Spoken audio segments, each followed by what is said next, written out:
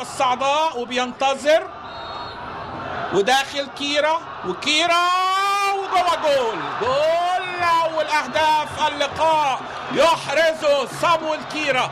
اول اهداف كيرا مع الاتحاد السكندري في هذا الموسم بعد مرور 3 دقائق. اشتعلت المدرجات قدامنا اهي، جماهير الاتحاد عفة السادات بيقول فين الفوز؟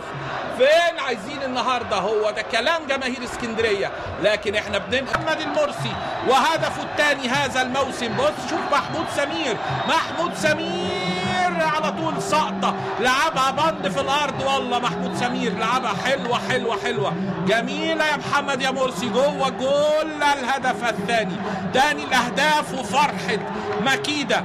ياه والله بيفكرنا كده فرحة مكيدة بفرحة مارك فوتا لما كان بيدرب النادي الإسماعيلي من المديرين الفنيين زي ما هدف نقوله ايه؟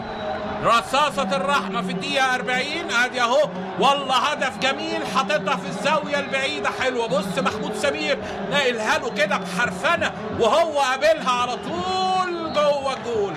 الهدف الثالث هدف جميل وفرحة رئيس النادي.